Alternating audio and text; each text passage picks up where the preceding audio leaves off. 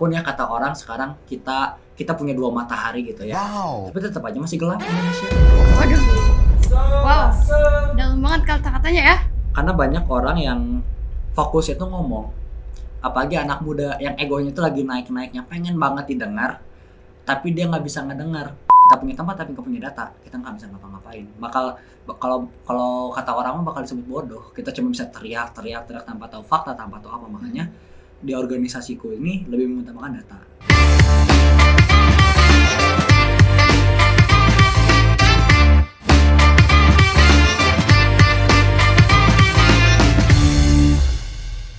Hai, halo everyone. Kembali lagi di acara Tawa, Tanya Mahasiswa.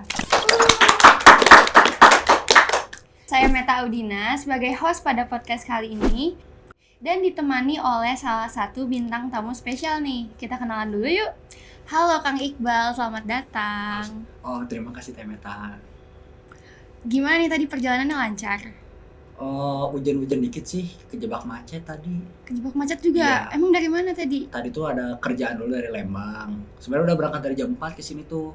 Cuma turun ke bawah itu udah mulai macet, terus udah mulai ada konvoy-konvoy Persib. Soalnya hari ini kan Persib main gitu. Oh iya, ada Persib hari ini, Iya. jadi macet. Walaupun hujan tetap gak boleh matain semangat kalau buat Persib mah. Waduh, berarti bobotoh banget Iya. nih. Kalau kata orang ada, kan kalau di Indonesia agama ada 6. Tapi kalau di Bandung beda, ada 7. Satunya Persib gitu. Persib masuk agama ya berarti? Kata orang Bandung gitu.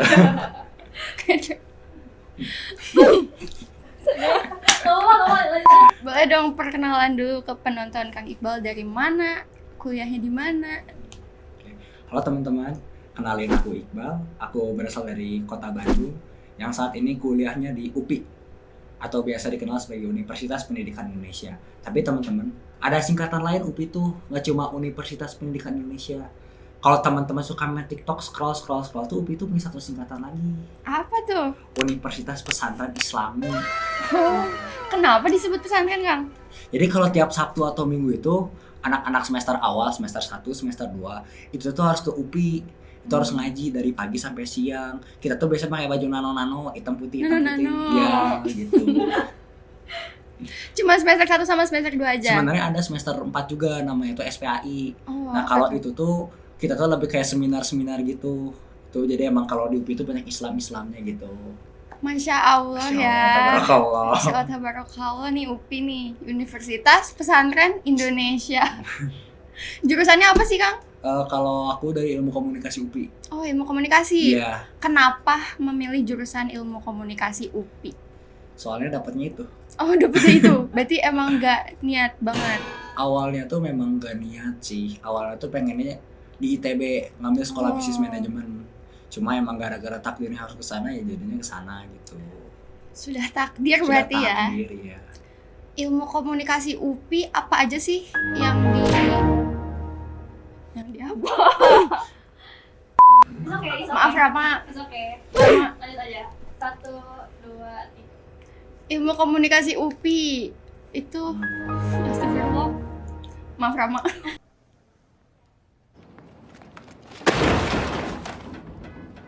Ilmu komunikasi UPI itu konsentrasinya apa aja sih? Kalau di ilmu komunikasi UPI itu konsepnya ada 3. Yang pertama itu ada kehumasan, yang kedua ada broadcasting, yang ketiga ada jurnalistik. Tuh. Akang masuk ke mana? Kalau aku pribadi rencananya mau ke kehumasan. Oh, kehumasan. Ya. Berarti belum ya? Belum. Ini. Semester 5 kalau Semester 5. penjurusan itu ya. Oh, sekarang semester berapa? Sekarang masih semester 2. Masih semester 2. Iya, tuh. Wow. Terus kegiatannya apa aja, Kang? Selain menjadi seorang mahasiswa ilmu komunikasi di UPI. Kalau kegiatan lumayan banyak sih kalau sekarang. Kalau yang pertama tuh usaha. Nah, kalau aku sendiri sekarang itu usaha di pesantren. Jadi kayak suka ngedistribusiin barang-barang gitu buat jajan-jajan anak-anak di sana. Yang kedua aku juga suka ngajar. Jadi aku kadang ngelatih anak-anak buat belajar gitu, khususnya anak-anak yang mau UTBK kemarin. Kebetulan kalau di pesantren aku, oh ya, fun fact-nya aku pesantren dulu sebelum aku kuliah di UPI. Makanya udah nggak bosan dengan pesantren ya udah gitu. Nah, aku dulu pesantren, jadi karena udah ada ikatan batinnya gitu, aku ngajar juga di sana. Terus aku juga aktif di organisasi. Jadi aku aktif di organisasi namanya itu ada FMN, Mahasiswa Nasional. Itu tuh semua organisasi yang biasanya menginisiasi aksi-aksi demo kalau ada di Jawa Barat, di Kota Bandung itu ya suka inisiasinya. Terus yang kedua aku juga ngebuat organisasi. Ngebuat organisasi sendiri. Iya, Oh, apa tuh? itu tuh namanya Nawasena Group. Nawasena. Jadi kalau Nawasena itu organisasi yang bergerak di bidang sosial pendidikan, khususnya untuk masyarakat-masyarakat yang di pinggiran gitu, kayak misalkan orang tua, kayak misalkan anak-anak pinggiran jalan, anak-anak panti asuhan dan lain-lain. Jadi memang kalau aku sendiri memang dari dulu emang udah aktif banget di kegiatan sosial, cuma ngerasa memang butuh wadah, butuh ngebuat wadah sendiri. Sebenarnya wadah tuh ada banyak, organisasi-organisasi gini juga ada banyak banget. Cuma aku pikir kalau misalkan aku bisa ngeciptain warna baru, kenapa enggak gitu. Emang awal mula terbentuknya Nawasena tuh kayak gimana sih sampai Akang tuh, wah, ayo kita bikin Nawasena gitu.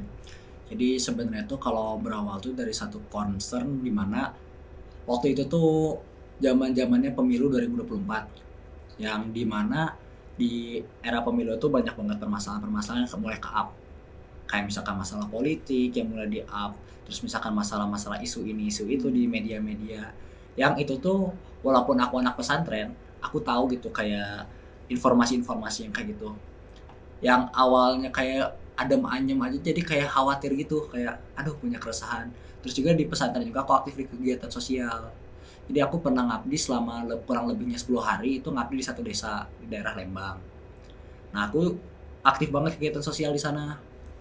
Terus ketika ngeliat permasalahan-permasalahan ini di kota, dan aku juga akhirnya kuliahnya di kota, aku ngerasa harus ada sesuatu penyelesaian untuk permasalahan ini.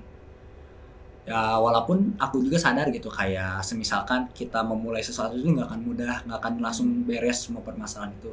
Tapi kalau misalkan nggak mulai nggak akan ada apa-apa. Ya akhirnya aku mikir buat ngebuat organisasi. Dan aku tuh nggak sendiri ngebuat ini tuh, Gak sendiri. nggak sendiri. Jadi kebetulan tuh ada temen tuh aktif di kegiatan pendidikan.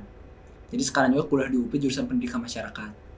Kita akhirnya ketemu ketika bertemu tuh awalnya tuh sebenarnya mau ada dua organisasi yang berbeda. Aku sama dia tuh membuat organisasinya sendiri-sendiri. Tapi ketika kita ngelihat isu sosial sama isu pendidikan itu bisa di-blend, akhirnya kita gabungin dua ide tersebut gitu. Oh, jadi pada intinya kalian kolaborasi gitu nggak sih? Kolaborasi. Wah, betul. keren banget loh. Bisa menciptakan sebuah organisasi dari pemikiran yang berbeda gitu. Iya, betul. Berarti dari tahun 2024 ya? Iya, 2024. Tepatnya di 22 Juli 2024. Juli 2024. Iya. Berarti udah mau setahun nih. Iya, udah mau setahun. Wow. Nawasena ada singkatannya nggak? Nawasena itu bukan singkatan, tapi berasal dari bahasa Sanskerta. Oh, apa tuh artinya? Itu tuh masa depan yang cerah. Terus kalau misalkan kan itu Nawasena Group. Grup itu berarti kumpulan. Berarti di sini tuh tujuannya kumpulan orang-orang yang ingin membawa masa depan yang cerah gitu. Sebenarnya tuh kalau ngomongin cerah itu konteksnya banyak banget. Banyak. Kayak misalkan tuh lampunya cerah, misalkan Ya. baju tetehnya cerah juga Ya. gitu. Banyak banget konteksnya, tapi kalau di sini tuh kita tuh punya patokan tuh di visi misi kita, yaitu di sosial pendidikan. Karena kita bisa ngerasa banget lah ya, sebagai mahasiswa yang udah dibekali pemikiran kritis, yang udah dibekali berbagai pengalaman, kita bisa ngeliat gitu kondisinya kayak gimana. Walaupun ya kata orang sekarang kita punya dua matahari gitu ya, tapi tetap aja masih gelap Indonesia. Waduh. Wow. Dalam banget kata-katanya ya. Ditampar oleh kenyataan. Iya. Tadi kan ngebahas tentang demo tuh, bisa. Tentang ini ya. Nanti ikutan apa tadi? Form. Front Mahasiswa Nasional. Nah itu tuh kan demo tuh kayak, apa ikutan demo nggak? Ada nggak sih tips kalau misalnya demo aku itu juga bisa. Oh ya, form ya tadi ya. Jadi kembangin lagi gitu. Front. Front. Ya. Oh, front. Tapi abisin aja dulu di Nawasenanya kan tadi baru sampai ngebahas yang konteks arti Nawasenanya kan. Ya. Lebih tanya isi kegiatannya. Nah, coba tanya kegiatan di Nawasena apa aja. Terus kenapa milih pendidikan sosial? Tadi tuh sampai mana sih? Ditampar ya, itu udah Ditampar. Oh ya, ditampar realita. Oke. Oke, cut ya di situ Rama. Oke. Ingat? Ingat. Oke, 1, 2, 3. Terus kegiatan apa aja sih di Nawasena ini gitu? Sebenarnya kalau misalkan kegiatan kita buat sekarang itu ya simpel-simpel aja dulu. Kayak misalkan kita bermain sama anak-anak, terus kita menjambangi panti asuhan, panti jompo, terus kita juga kolaborasi buat bikin event. Karena kalau buat kami itu Gak harus yang besar dulu. Untuk mulai sebuah perubahan, untuk mulai sebuah aksi itu nggak bisa langsung besar. Mungkin banyak orang yang berharap kalau misalkan mahasiswa itu bisa sebuah perubahan. Tapi sebenarnya mahasiswa juga masih belajar gitu. Kita masih belajar dari eranya anak-anak, kita transisi ke era dewasa, kita masih belum bisa se-capable orang dewasa. Tapi orang-orang tuh udah nekenin banget mahasiswa buat ngelakuin hal besar. Sebenarnya salah gitu. Kalau hal-hal terkecilnya aja nggak diperhatiin, gimana mau hal besar terjadi gitu. Kalau misalkan pondasi dasarnya masih kurang, ya udah. Sebenarnya kalau misalkan ngomongin gerakan-gerakan udah banyak banget gerakan yang besar. Tapi pada akhirnya gerakan itu udah beres aja, udah nggak ada lanjutannya. Nah, kita berpikirnya mending hal-hal kecil dulu. Kayak lebih baik meninggalkan impresi terlebih dahulu sih. Karena kalau misalkan udah ada kesan, orang itu akan bisa ngebuat maknanya sendiri, bisa betah, bisa gimana. Nah itu kita pengen fokusnya ke hal kecil dulu. Dan juga kalau misalkan kita itu fokusnya ke masyarakat pinggiran. Kenapa?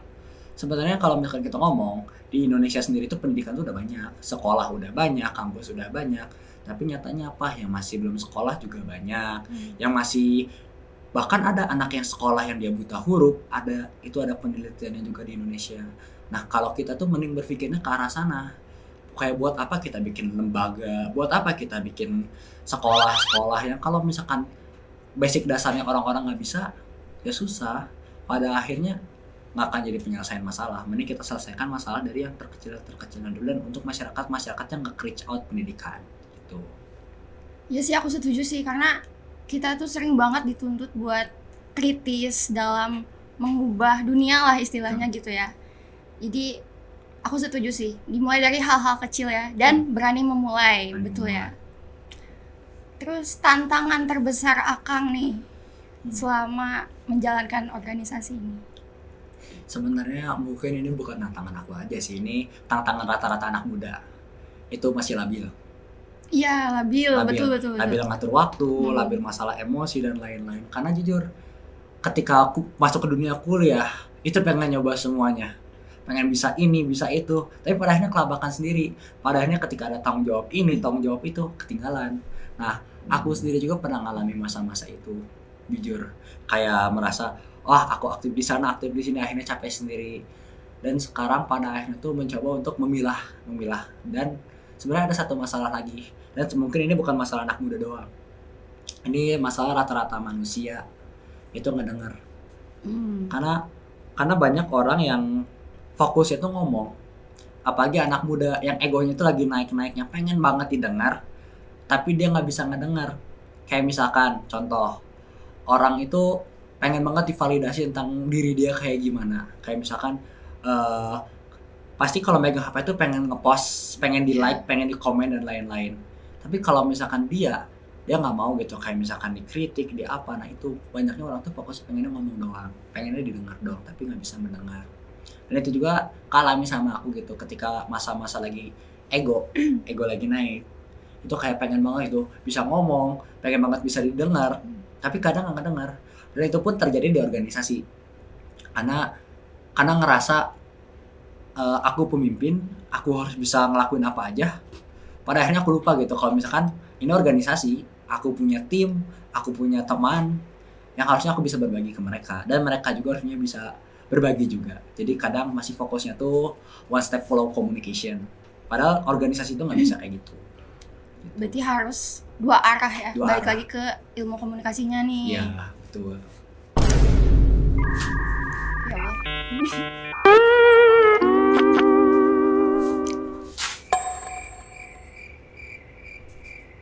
Bentar ya, tadi aku tuh kepikiran ngomong apa gitu. Berarti tadi tantangan terbesarnya itu adalah di komunikasi ya. Betul. Kayak egonya masing-masing kayak gimana. Ada yang mau didengar tapi nggak mau ngedengerin lagi. Jadi komunikasinya kurang berjalan gitu ya. Betul sekali. Terus buat syarat masuk Nawasena ada syaratnya nggak sih? Apakah harus mahasiswa dari UPI atau membuka juga untuk dari universitas lain gitu? Sebenarnya kalau misalkan untuk organisasi, karena aku masih organisasi baru, aku belum berani kalau misalkan ngebuka organisasi ini secara umum. Tapi kalau misalkan untuk orang-orangnya tuh ya terdiri dari berbagai univ. Kenapa belum berani ngebuka secara umum? Karena mereka yang ngebangun fondasi itu gak gampang. Ibarat kita ngokohin dulu si tiang-tiangnya. Kalau misalkan mau jadi rumah, ibarat harus ada tiang-tiangnya dulu gitu. Kalau misalkan kita ngomongin secara filosofis, masjid juga bisa berdiri karena ada tiang-tiang dicabut satu, ambruk masjidnya. Nah, aku juga berpatoknya ke organisasi aku gitu. Sebenarnya sempat kalau misalkan ngebuka rekrutmen juga sempat. Tapi balik lagi karena memang karena beda visi, karena misalkan belum bisa menyesuaikan orang-orangnya, pada akhirnya ya minggat sendiri orang-orangnya gitu.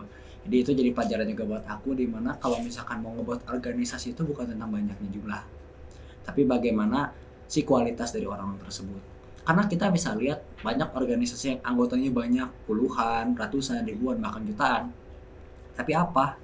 Tapi pada akhirnya bukan beda organisasi yang besar, hanya sekedar jadi organisasi yang menggunakan populisme saja. Jadi kayak sekedar mereka banyak, mereka gini tanpa ada esensi, buat apa juga. Iya, gitu. setuju sih aku.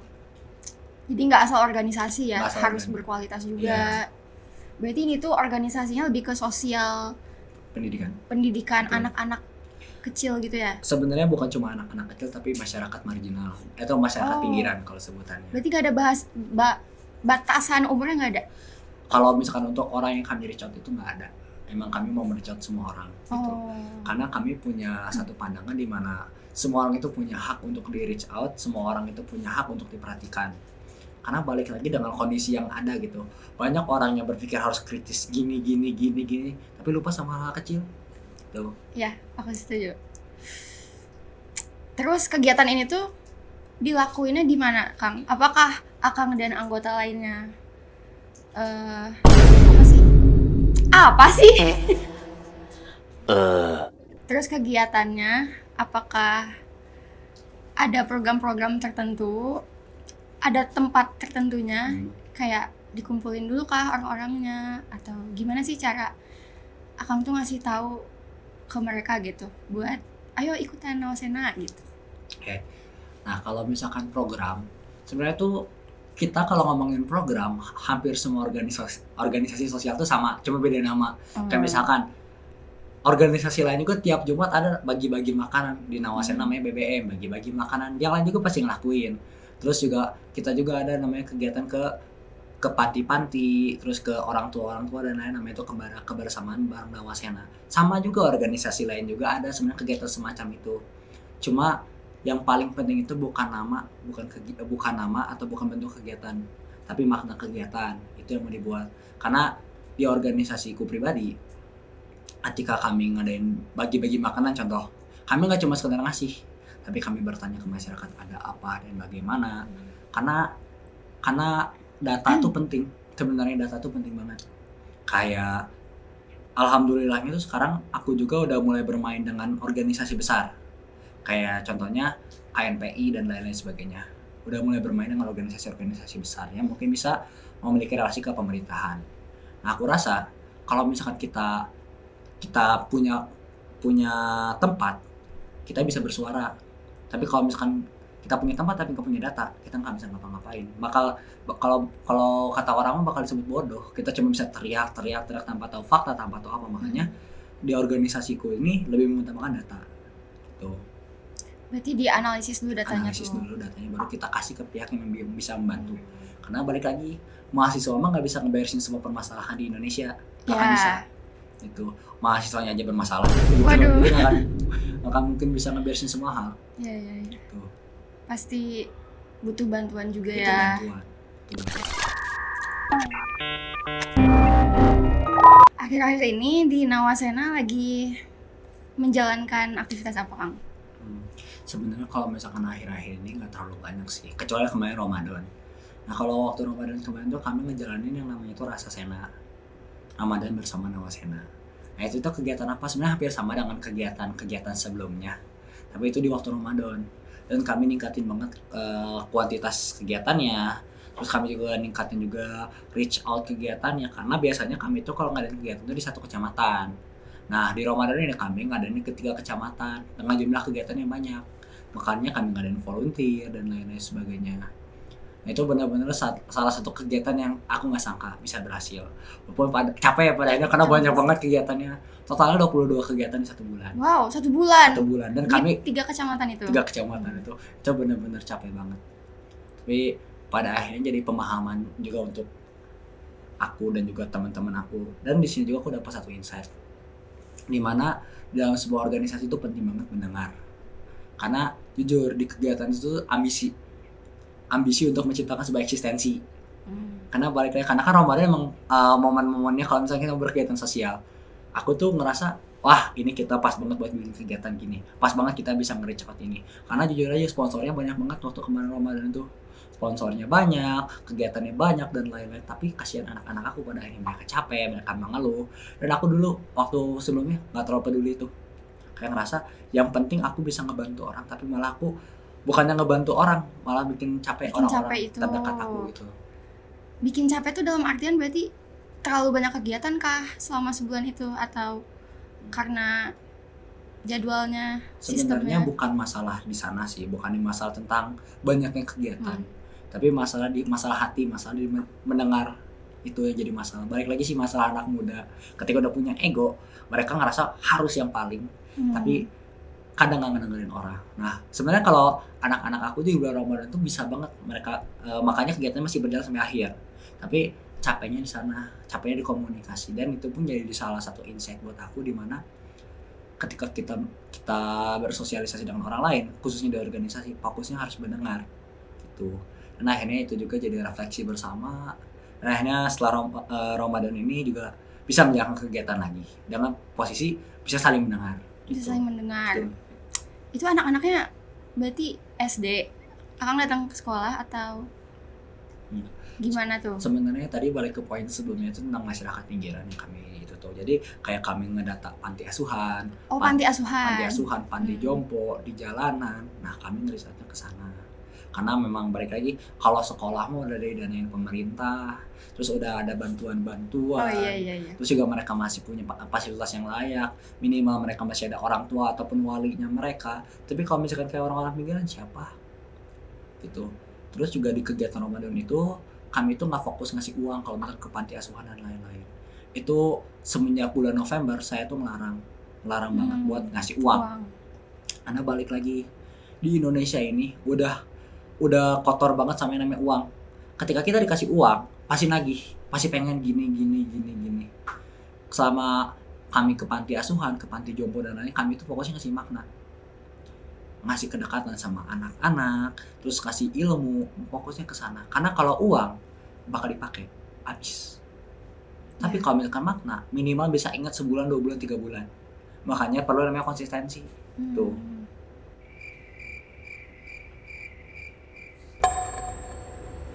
Berarti tadi tuh fokusnya lebih ke memberikan makna ya kepada mereka semua. Karena kalau uang tuh pasti bakal ditagih lagi gitu ya, maksudnya gak bakal bermakna gitu. Itu kan maksudnya kayak Oke, berarti tadi tuh fokusnya ke konsistensi, gimana caranya grup Nawasena itu tuh memberikan manfaat gitu ya, ilmu buat mereka yang membutuhkan. Betul. Karena ilmu tuh pasti bakal diingat selalu gitu ya, bakal bermakna buat mereka semua. Terus kalau didengar-dengar tadi ada dari beberapa kampus ya? Betul. Itu dari kampus mana aja, Kang? Kalau untuk saat ini itu ada dari beberapa kampus, ada dari Unpad, dari ITB, dari UPI, dari Polban, dari Polman, terus juga ada dari Poltekkes, terus juga ada dari Stikom juga kebetulan. Stikom juga ada. Jumlah semuanya berapa, Kang? Banyak nggak? Untuk saat ini kita tuh 27 orang. 27. Iya. Tapi sudah berhasil merealisasikan acara berapa banyak tuh? Kalau misalkan dihitung dari awal sampai akhir udah lebih dari 30 kegiatan udah kita jalanin. Cuma itu jangan disebut berhasil. Karena balik lagi, yang namanya manusia itu nggak ada titik keberhasilan, adanya titik bagaimana berproses gitu. Karena manusia itu tempat belajarnya seumur hidup, nggak akan ada namanya batas gitu. Dan itu jadi keyakinan buat kami, karena kami harus terus berkembang untuk jadi lebih baik lagi. Makanya sebenarnya kalau misalkan manusia, dikatakan manusia sempurna tuh nggak akan ada. Kita keluarin dari konteks agama dulu, jangan dimasukin itu. Tapi kalau di dunia ini, yang namanya manusia itu tempatnya berkembang terus. Misalkan Teteh mau jadi apa, pasti misalkan tercapai cita-cita itu, akan ada lagi keinginan untuk mencapai yang lain gitu. Bakal terus seperti itu kalau manusia. Nggak pernah merasa puas gitu Akan ya. pernah merasa Iya. puas. Makanya tidak ada namanya kesempurnaan. Iya. Gitu. Setuju. Terus selama menjalin kolaborasi nih bersama beberapa kampus, ada nggak sih hal toksik yang akan alamin gitu? Tentunya ada. Itu tentunya ada banget. Khususnya kalau misalkan di kerja sama. Terkadang karena mungkin dianggapnya mahasiswa ketika kerja sama itu kita yang harus banyak mengalah, kita harus banyak nurut meskipun nggak sesuai kontrak dan lain-lain. Karena jujur aja, ketika Ramadan kemarin kami itu bekerja sama dengan salah satu yayasan Islam. Tapi nggak akan mungkin saya sebut merek di sini ya, Ya, itu oke. nggak mungkin banget. Nah itu mereka tuh pengen ini, pengen itu, pengen dan lain-lain sebagainya. Bahkan pengen banget bantuan pendanaan dari organisasi kami. Dan itu dirasa nggak masuk akal. Tapi karena mereka nganggapnya kami anak muda, jadi kami harus ngelakuin gitu. Dan pada akhirnya karena memang nggak kuat dari saya pribadi, putusin aja. Gitu. Cut off. Pada akhirnya emang sih susah kalau misalkan di umur muda kayak gini ngomong enggak tuh susah Iya, banget betul, ya. betul. Pasti Setuju. karena emang rata-rata dari kita tuh people pleasure banget kayak Ya. oh ya udah deh nggak apa-apa. Padahal ngomong enggak itu bisa memperbaiki banyak hal. Kayak contoh kita nggak suka nih makan, kita nggak suka minum kopi. Terus kita maksain minum kopi, kalau misalkan kita minum kopi kita bakal kambuh. Nah kalau anak muda itu nggak apa-apa, ya udah iya walaupun nanti yang muntah di belakang, walaupun akhirnya gimana, nah itu yang jadi masalah tuh. Padahal nggak apa-apa lah sesekali ngomong enggak, itu nggak apa-apa banget. Itu nggak apa-apa ya. Iya nggak apa-apa. Iya, aku pun tipe pleasure Kang. Kayak bilang enggak tuh susah banget Kerasa gitu. sih. Dan emang bikin apa ya, untuk membuat sebuah keputusan tuh jadi aduh gimana ya, jadi banyak mikirnya gitu. Bilang enggak susah, itu sangat berdampak sekali ya. Iya. Di organisasi pun sampai akhirnya di cut off tuh Kang. Iya di cut off aja kerja sama gitu. Ya. Soalnya dulu juga sama, aku juga people pleasure banget kayak apa-apa iya. Apalagi kalau dulu di pesantren, kita tuh harus ngikut banget gitu, kayak ngikut banget ke ustadz kita, ngikut banget ke senior kita, kayak ya udah manut gitu. Itu tuh jadi salah satu budaya yang nggak bagus sebenarnya. Karena pada akhirnya semua orang tuh punya kesempatan buat bersuara. Semua orang bisa ngomong gini dengan dasar. Ya sebenarnya kalau misalnya ngomong gak ada dasar juga nggak benar. Tapi kalau misalnya udah ngomong pakai dasar, terus ditolaknya hanya karena alasan dia nggak enak, dia people pleasure, itu nggak banget gitu. Ya, nggak banget. Berarti Akang berhasil dong keluar dari zona people pleasure nih, karena organisasi ini juga Berproses. terus berproses ya Terus Kang ya. berproses ya. Terus selama ini selain toksik nih, Akang ngerasa lebih capek fisik atau lebih capek sama orang-orangnya gitu? Jujur kalau misalkan fisik mah nggak terlalu capek, karena ya sebagai ketua tuh ya lebih berfokusnya pada pengarahan. Karena yang banyak yang menjalankan ya pada akhirnya anggota gitu, walaupun ketua juga sih role model tentu. Tapi lebih capek sama bagaimana ngurus orang-orang sih jujur. Karena ego di usia-usia kita egonya lagi naik. Dimana sebagai pemimpin tuh harus fokus banget ngedengar. Kadang juga orang-orang tuh pikirnya tuh tentang POV mereka doang gitu, kayak misalkan mereka capek, mereka apa, tanpa memperhatikan POV aku. Jadi kayak ya tumpang tindih lah kadang-kadang. Tapi harus berusaha mengerti dan lain-lain sebagainya. Karena jujur aku gak mau jadi pemimpin yang toksik, gak mau banget. Tapi ya kadang capek kalau mereka selalu mengalah, Ya. mau tegas.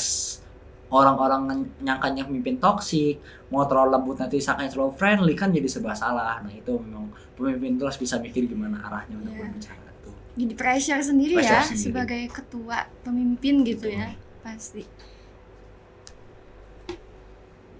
Selama mengadakan acara ini, acara apa yang paling bikin Akang tuh capek gitu, stres? Ada nggak sih satu acara yang bikin Akang tuh hektik banget gitu? Sebenarnya tuh kalau misalkan acara paling hektik atau acara paling capek itu yang Ramadan kemarin. Oh yang kemarin yang baru-baru itu? Ya, kalau Ramadan kemarin itu paling capek. Soalnya kenapa? Aku harus bolak-balik 3 kecamatan buat ngontrol. Sendirian? Sebenarnya ada sama pasangan aku juga. Oh. Gitu. Tapi bukan anak organisasi, cuma emang Organisasi. kebetulan kita yang ngurusin event ini berdua. Itu bolak-balik dari timur ke barat, dari Arca Mani ke Sukajadi, itu bolak-balik kita. Arca Manik suka jadi itu satu lagi apa? Antapani. Antapani. Iya. kita naik turun, udah mah bensinnya habis, terus udah mah capek, terus juga udah ngedengerin rudetnya anak-anak kayak Oh gimana. iya, Nah, rudet itu. ya. Ya bener-bener. Jadi itu benar-benar kayak tiap pulang tuh langsung tepar. Terus belum kalau misalkan aku selain organisasi sambil kerja juga, jadi kadang tumpang tindih. Masih belum bisa nempatin prioritas yang utama yang mana. Masih kadang tabrakan sama ini itu. Masih sering banget sih posisi kayak gitu. Berarti lumayan mengganggu pekerjaan Akang juga ya? Kalau mengganggu sih nggak terlalu mengganggu, cuma lebih kelelah aja. Lelah pasti sih. Ya, Karena kuliah sambil kerja aja udah capek loh, apalagi nih sambil organisasi, apalagi Akang mengikuti beberapa organisasi banyak ya. Kayak apa tadi, front front mahasiswa front nasional. mahasiswa itu demo. Itu tuh sebenarnya tuh lebih ke analisis aksi, Oh, analisis analisis isu juga. Nah, gimana kita tuh nggak kaji isu-isu politik, isu-isu pemerintahan, terus isu-isu masyarakat. Kayak waktu itu kita waktu kejadian Sukatani melawan, itu ada orang kita juga yang aktif di sana. Terus juga kayak isu-isu kampus, karena kan ini di UPI. Kita juga aktif menyuarakan isu-isu di UPI. Jadi pada akhirnya mahasiswa juga harus bisa bersuara gitu. Walaupun ya kita juga berpikir kita nggak bisa ngasih dampak yang banyak, tapi kita punya peran sebagai pendidik. Pada akhirnya mahasiswa itu punya ilmu, kita harus bersuara. Ya walaupun yang pada akhirnya bakal bergerak sama masyarakat, minimal kita bersuara dulu, kita menjadi pemantik dulu. Nah di sana itu fokusnya dari FMN itu ke sana. Tuh. Fokusnya ke sana ya. Iya. Berarti Akang ikut demo itu pada Tapi saat itu. kalau saya tuh lebih demonya di UPI doang, Oh, di UPI ya. karena balik lagi sih kalau misalkan demonya di luar bapak PNS Oh, masih bisa ke cut off kalau iya, misalkan paham, kayak paham. gitu. bahaya ya. Iya bahaya, jadi Bahaya. main aman juga. Main aman ya, setuju. Maka kalau aku lebih fokusnya ke main politik sekarang tuh. Politik. Tapi aku nggak masuk partai, nggak masuk apa, nggak sama sekali. Tapi lebih berfokusnya tuh ngecari relasi-relasi yang berhubungan politik, yang berhubungan kekuasaan. Aku fokusnya ke sana. Makanya aku bilang, Nawasena itu kenapa fokusnya nyari data? Biar aku bisa menyuarakan data-data tersebut. Dibandingkan aku teriak kosong gini